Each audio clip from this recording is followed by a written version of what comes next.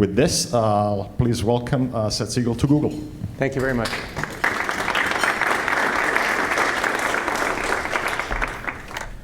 Hi, it's a pleasure to be here. I would take a second to tell you the story of how I came to write this book.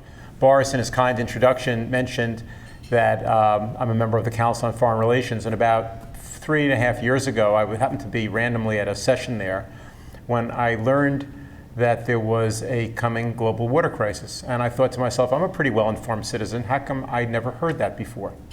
And I thought it might be that maybe there was a gap in my reading, or maybe it was a gap in the media. But whatever it was, I was eager to find out a little bit more.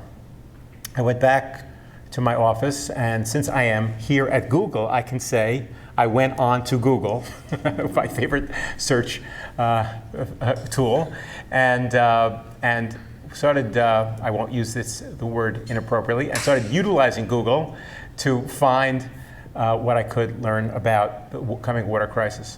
Now, during this presentation that I sat through, the speaker was an interesting fellow. He was a retired Air Force general who now served in a leading position in the National Intelligence Council in Washington, D.C.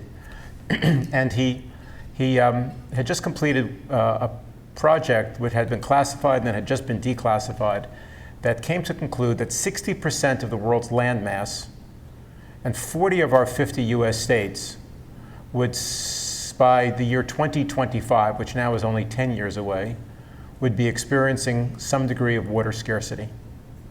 Now, this was before anybody was thinking about or talking about the California drought, so this was not sort of uppermost in my mind at the time. What did occur to me, though, is that if we have a problem coming of such extraordinary scale as 60% of the world's landmass is going to face water scarcity, and 80% of the United States were going to have water scarcity issues, it struck me as essential that our policymakers and concerned citizens should know about that. And I thought to myself, if I don't know about this, probably lots and lots of other people who I thought should know about it don't know about it.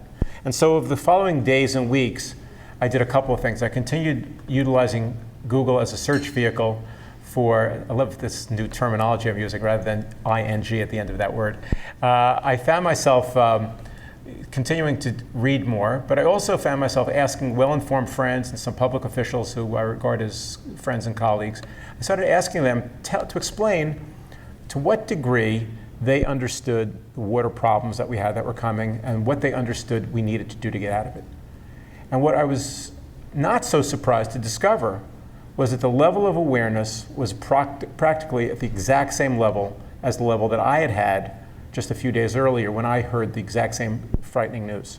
So here's what seems so strange to me, that when we have a water main break and it leads the evening news in our town, we think about water for a day because maybe water gets shut off. Or when E. coli gets into our water supply and we have to boil everything, we think about our water. Or when there's a pronounced and prolonged drought, we think about it. But if in fact this guy's presentation was so daunting, and I'll get into in a moment some of the reasons why he said we would be facing these problems, and it was going to be so prolonged, why are we not doing more, and why are we not asking of our public officials to do more? So what I learned in the coming days after I began doing some more research was that this is a serious problem. It's going to get worse. It's going to get worse widely. But that we're not in a situation necessarily where we're doomed for a Mad Max, if you saw that movie, kind of end of days, where everything will be desert and we'll all be fighting over water. And the reason why I came to conclude that is that there's a model for somewhere in the world where water actually is well managed, and that is Israel. So Israel is 60% desert. It has about the world's fastest growing population. It's grown tenfold in population since independence in 1948. It has among the world's fastest growing economies, growing 70-fold also in that same time period, which is just remarkable because generally speaking, when you look to see if the country is going to have water problems, you think of a couple of different metrics. One is population growth, two is economic growth, and in both of those, Israel should be in the red zone of problem. The third area that you might look at is what is the natural amount of rain or water that you have. And Israel, because of climate change, had fallen in amount of annual rainfall by about 50% in the years since 1948 till present. So you put all that together and you find out that Israel has such an abundance of water that it finds itself now able to export water to its neighbors in the West Bank, Palestinians in the West Bank, neighbors in Gaza, and to the Kingdom of Jordan on the other side of the Jordan River. So it seems almost incomprehensible that they are able to do that. And then you learn a little bit more. You discover that they have a robust multi-billion-dollar agricultural export industry. Now, what is agriculture basically? It's value-added water. I mean, we don't think of it in those terms, but that's what it is. It's value-added water. And only a country that would be so comfortable and confident that its water future was secure would think to build a large, broad-based agricultural industry that goes more than just feed their own people. And yet Israel had done that. So I became curious as to how and why that happened. So I want to share with you a little bit, and given the interest by the audience, obviously open it up to questions and have some conversation as well. So it starts quite a long time ago. And what we know is that, not in every case, but in many cases, what people want, what people focus on, is what people will achieve. And so why has Israel been a success in water where other parts of the world have failed? So let me start with a little bit of historical perspective. The founding prophet of Israel was not David Ben-Gurion or Chaim Weizmann, the first president and prime minister of the country, but a man named Theodor Herzl. Herzl was a largely assimilated Jew living in Austria. He was a novelist, a playwright, an essayist, and a journalist. And he got assigned to cover the Dreyfus trial in the late 1890s in France, where he learned of a French officer who was railroaded, framed, and sent off to a terrible fate because he was a Jewish officer in the French army. And this had a remarkable and galvanizing effect on Herzl. He had this epiphany, this remarkable moment where the salvation of the Jewish people, he said, would be their own homeland. And that's where the Zionist idea, the political idea of political Zionism begins. Now, what's remarkable about that, and I won't get back to Herzl further, but I just wanted to give you some context for who he was and how important he is in the consciousness of Israelis today. Herzl writes, as I said, he was a novelist. Herzl writes a series of essays and novels trying to describe this new land that he envisions some years hence. And he writes a book called Alt Neuland. And in this book, in the voice of one of the main characters, a protagonist, he has him say that the heroes of the new country will be the water engineers, which I found absolutely remarkable when doing my research and reading. Why?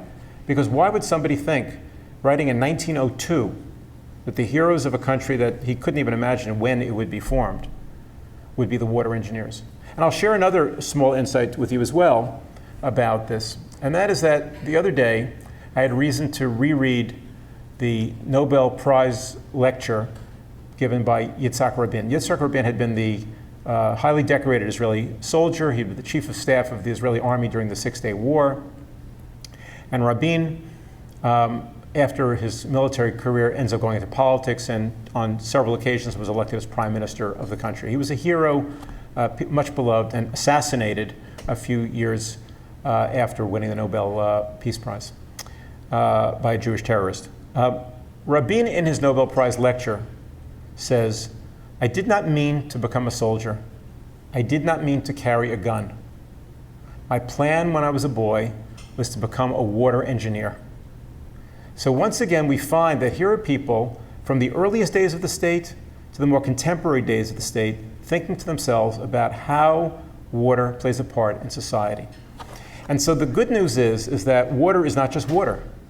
Water plays a large role in the economy. Water plays a role in society, in the way we organize ourselves, in the way we make options and choices of what's most important and less important in our society.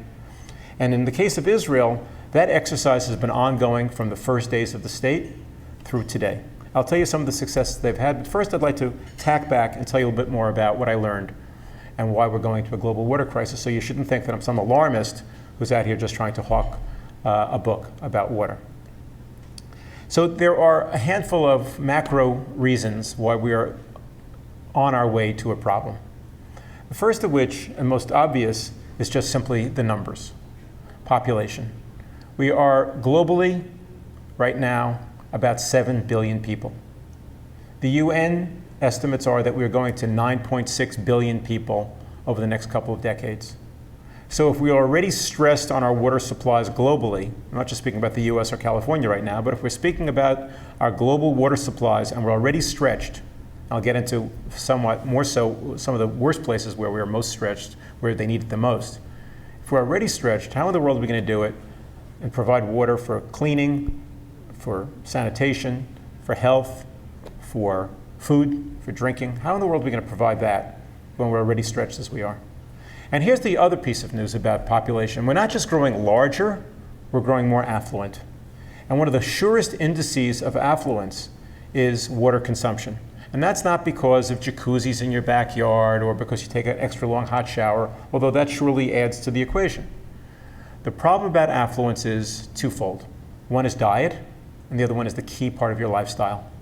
To be middle class, some of us may be vegan, some of us may be vegetarians, but in the main, people who are poor don't have animal-based diets, and in the main, people who are affluent do.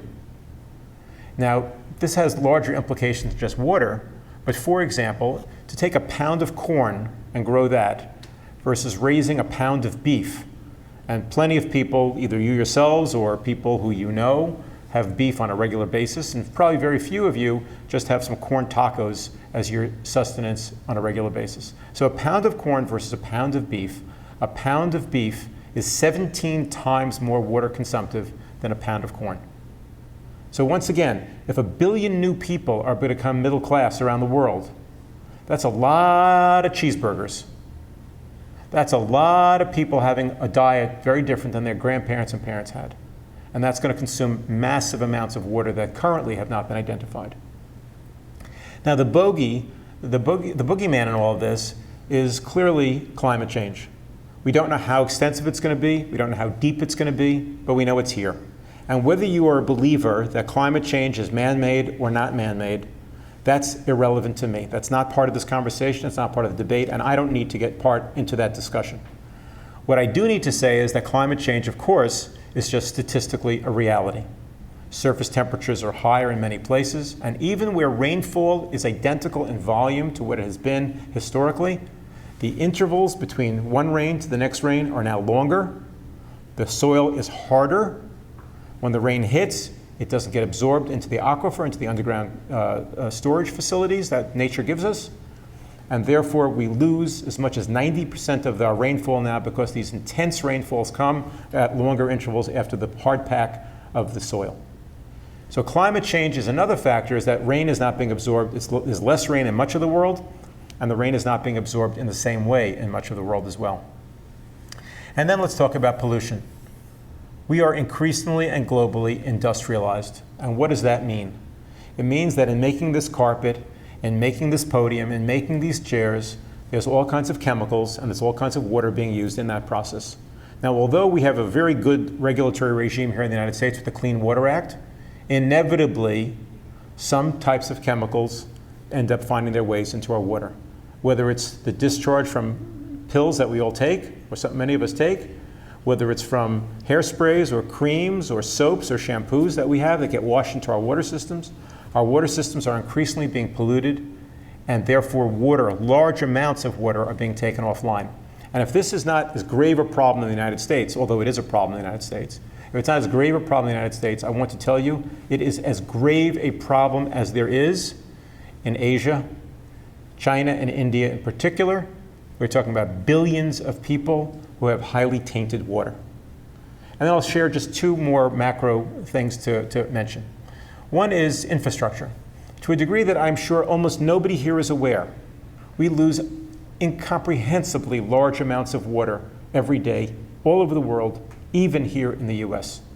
So for example, on average, we lose about 30% of our water to leaks and infrastructure failures here in the US, 30%. So think about what that means. Water that we pump, water that we clean, water that's ready to go into your home, into your office, into your factory, whatever it is, gets lost along the way. Now, here in California, 18% of the state electricity bill goes to the sourcing of water, the pumping of water, the cleaning of water, and the discharge of water. 18%. So 30% of that 18% is lost, meaning that lots of carbon fuels are emitted, lots of water is wasted needlessly, lots of expense is incurred because we have a failed infrastructure. And this is a case all over the world. We talk a lot about our crumbling bridges. We hear our presidential candidates talking about our crumbling bridges and our crumbling roads and our national infrastructure. But we hardly ever hear anyone talking about our crumbling water infrastructure. And that needs to change. We need to make this a higher priority of our elected officials. And then the final macro condition I'd like to mention to you all is urbanization. And why is that relevant? Around the world, many people are leaving their small villages and farms and moving to cities. And cities are growing outward larger and larger and larger. And why is that relevant? Because what makes up a city? A city is concrete and asphalt and glass and metal. And what is the common trait of all of those? Impermeability, water tightness, and that's good for those of us who are inside on a rainy day. We don't want to be living, in a teepee when it rains and we're getting wet every which way. But the bad news for our water supply is that then there's an impermeability also to the soil below us, and the water gets run off and goes to the sea. So let me take a few minutes and talk a little bit about what it is that the solution is to all of this. And in each and every case, the lesson is Israel. Now, I want to hasten to add two very important things. First of all, not everything that Israel has done is necessarily relevant to everywhere in the world. Because Israel's a small country. I have some maps here during the Q&A. Maybe I can show you some details. Israel's a small country, and so therefore, just in terms of scale, it doesn't do what needs to be done in some grand, large places. And the second thing I want to say is that Israelis are not supermen and superwomen. What they are is they're focused on a matter, they think about it a lot, they care about it a lot, and they have prioritized this for a very long time. And because they have prioritized it for a very long time, because they have dealt with water scarcity for a very long time, what this means is that as now the world is going into a period with larger population, more affluent population, more polluted water, climate change, less water flow, what this means is that the world now will have to face a situation very much like what Israel has been facing since it first started thinking about water in the 1930s, even before it was a state. Now, I'm not going to go into now the historical reasons and all that. We can do this either a Q&A, and I have a chapter in the book that discusses that. But I will say that most of what Israel has done is relevant in at least one very profound way, and that is the focus and the planning. So what Israel does is, as I said, at a very high level of government, this is something that people think about. And corporate life in Israel, they think about water in a way that we don't yet hear. We will, but not yet. But until we do that, until we have widespread thinking about this issue, we're not going to be in a position we're going to fix this, because societies are always fighting for scarce resources. Does the money go to more schools? Does it go to more military? Does it go to more bridges? Does it go to more water? And we have to influence that. I think the most significant thing that Israel has done, aside from the technology, which I'll talk about at some length in a moment, is that Israel has radically transformed agriculture. And I talk about this in the book. I refer to it as revolutions on the farm. And I'll talk about a couple of things that Israel's done in particular. First thing is, around the world, where fields are irrigated, and the city dwellers don't think about the farm that much, but we have to, because this is where our water goes. On average, 70% of the globe's water goes to agriculture. That's what it is in the United States. 70% of our water goes to agriculture. And so we have to think about what techniques are we using? Are we smart about our water? Are we dumb about our water? And I would argue that a lot of our water is really wasted water. Specifically, the phrase flood irrigation, it goes back to the dawn of time, it goes back to the Nile River. And so what was done? You build channels, you build canals, you build trenches, and you divert river water or you divert lake water, or if you have enough technology to have a pump actually, you flood a whole field. You have your seeds down and you flood the whole field. And then some percentage of the water finds its way to the roots, it nourishes the plant, and then the rest of the water either dribbles pointlessly into the soil or more likely evaporates up into the sky. And it's lost. More than half of it's lost. More than 60% of it's lost actually. So Israel invented a system called drip irrigation. And what is drip irrigation? Just as the name implies, as flood irrigation implies it, drip irrigation is a system that places generally subterranean, below the soil, but that would not be a very good photograph. So I have a photograph of one that's on land. You can see these little tubes. You may have seen them maybe in somebody's garden here and there. These little tubes, and they have very tiny drippers. And the drippers drip at regular intervals right at the base of the plant. And the water is absorbed into the plant, and just enough is used to nourish the plant. Now, this is such an effective device, and I wasn't planning on talking about this, but I just want to throw it out since I'm here. One of the great reasons why we have so much polluted waterways in the United States is because farmers, in the need for ever greater amount of yield, are planting on ever more marginal soil. So what they're doing is they're using more and more fertilizer and more nutrients to add to the plant. Now, why is that a problem? That's a problem because when the rains come at the end of the season, the leftover fertilizer, the leftover nutrients get washed away, get washed into rivers, and they remain there.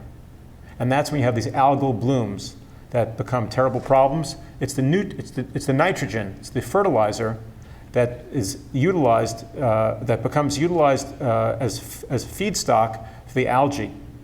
And it blooms and it destroys waterways, kills off fish, kills off plant life, and so forth. But these long devices, these drip irrigators, are able to grow plants in a most remarkable way because you can turn to liquid your nitrogen and your other fertilizer, and you can drip very tiny amounts. You see the soil here. This is not high quality Midwestern soil. So in Israel, you can actually grow this in the desert, and this is a desert picture. You can see where you can see in the far area the desert, and you can see in the near area where the desert has been reversed by use of drip irrigation on sandy soil, like beach soil. It's not soil, it's just sand. And what they do is they have these tiny drippers that have water and nutrients, and this is a way to turn useless areas into valuable areas for countries around the world at a time when food security is going to become a problem.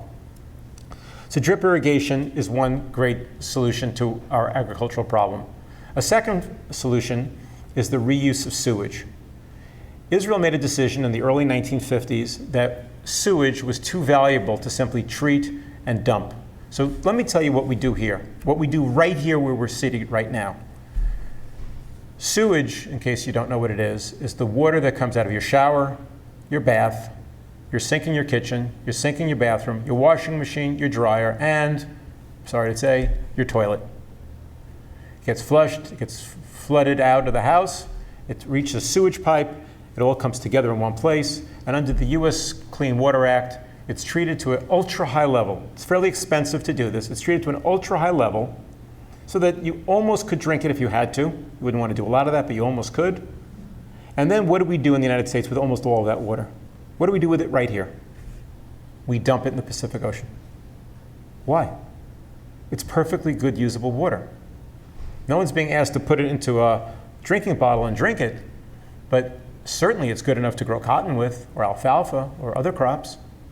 So in Israel, they made the decision in the early 1950s that they were going to build a parallel plumbing system, a national infrastructure separate from their clean water system, separate from their sewage system, that would take the water after treatment, and instead of dumping it in the Mediterranean, they would then relocate it to where farms and fields are.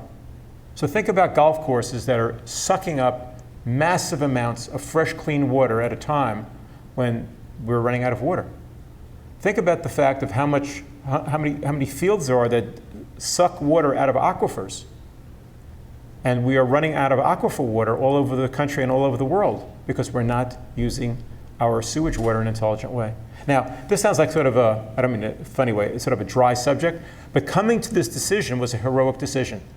Feeling comfortable with transforming your national agriculture with drip irrigation doesn't come easily. It's a heroic decision. Heroism, inspiring stories are overcoming what seems like insurmountable obstacles.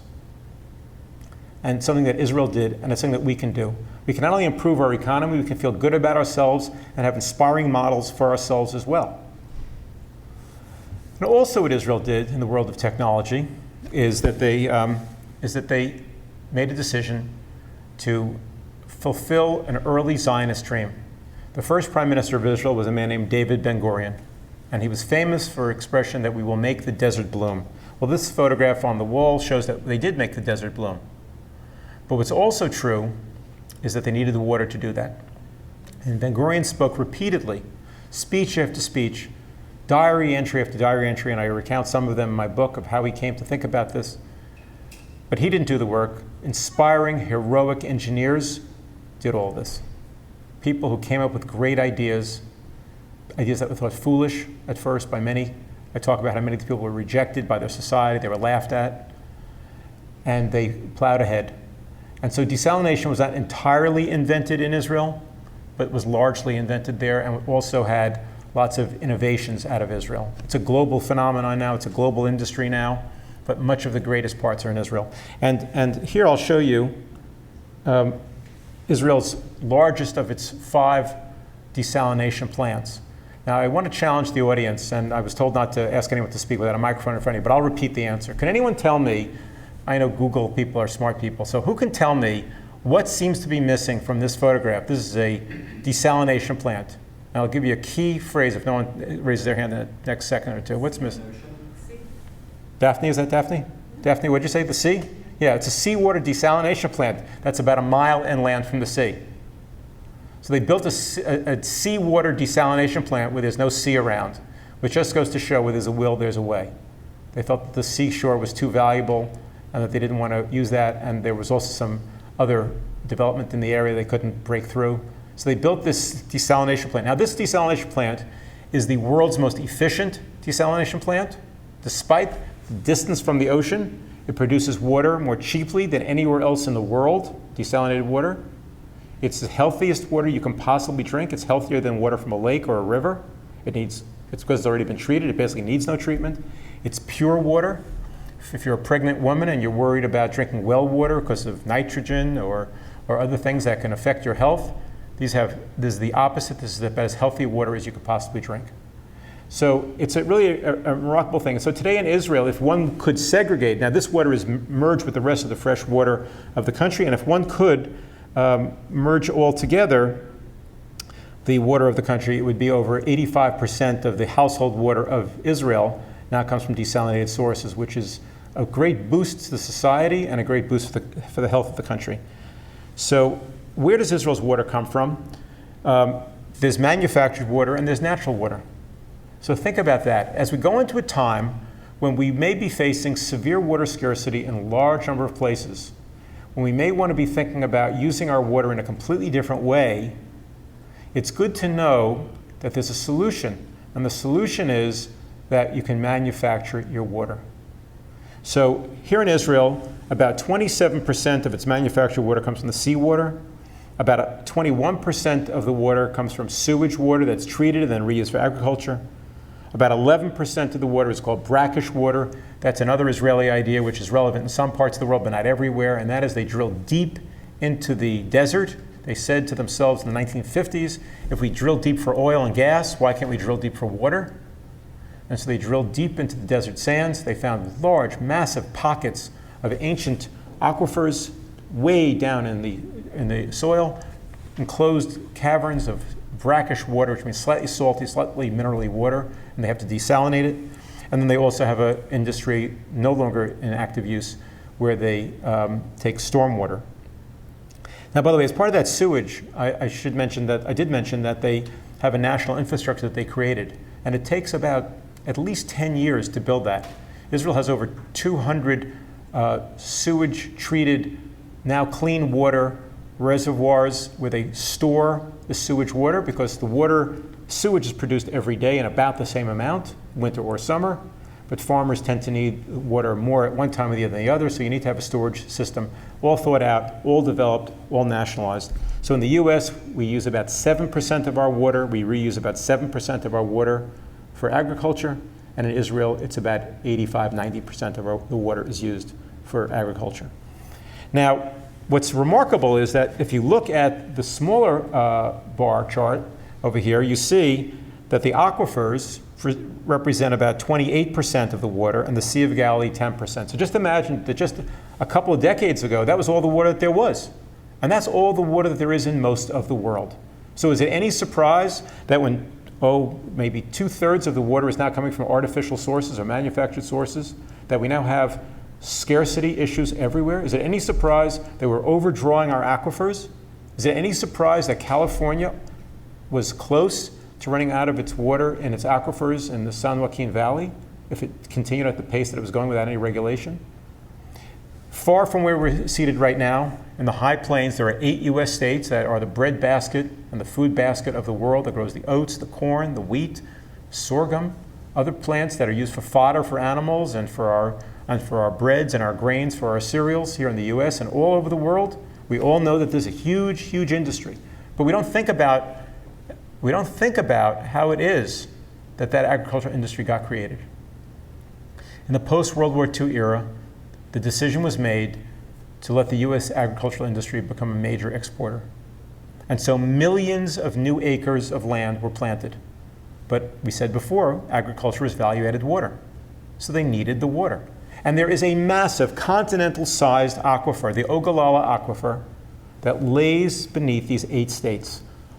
From the high Nebraska, a little bit to the west in South Dakota, a touch of Wyoming, and then straight down to West Texas. If you can visualize that in your mind's eye. So from 1950 to about 2000, US agriculture became the world's savior. Bumper crop year after year, endless amounts of exports, billions and billions of dollars of exports. But what was never discussed, certainly I bet no one here knows about, is that the aquifer underlying all that has been pumped drier and drier. About 1/3 of the aquifer got pumped out in those 50 years. From 2000 to 2012, approximately another 1/3 of this massive continental aquifer was pumped out. Now here's what I want you to know. The shortest guess is that the Ogallala Aquifer that I'm talking about here took 10,000 years to fill. So in less than a century, in California, in the San Joaquin Valley, in less than a century in the Ogallala Aquifer, we have managed to deplete this. Now, if they stay on the current course, the US Geological Survey now says that by the year 2028, which sounds not that far away, really, the Ogallala Aquifer will be pumped dry. Then what? Now, we don't have to go down that route. We can be thinking about water differently. We can come up with technologies that don't even exist yet. The technologies that Israel has created are wonderful. The technology that Israel uses that they didn't create but that they use in full measure is wonderful. But everything that they're doing, we can learn from, and we can be doing the same, and we need to be doing the same, and we must be doing the same. So what's great about, I started the anecdote about Theodor Herzl and the heroes of the new land will be the water engineers, and I told you about Yitzhak Rabin and his Nobel Prize speech. And so I want to just conclude by saying that it's a real pleasure, it's a real honor, frankly, to have been invited here to speak at Google. And despite the fact that, it's not exactly a bus ride to New Jersey to come from Manhattan to speak here, the reason I wanted to come is that probably among the world's most brilliant engineers and the people who can most affect policy may well be sitting in this room right now. And so I really wanted to say, the reason I wanted to come here was I wanted to say to you all that this is a problem, this is a crisis, and this is something that's not going away. And so to the extent that we can, we need to think of solutions, and we need to make this part of the national conversation. I'll pause here. I'd be glad to answer any questions that you may have. I'm sorry, I have one more slide I want to do. Some of you may want to know is where does that water go? It's similar to what I said before, is agriculture is the biggest user of it, household use, industry, and so forth.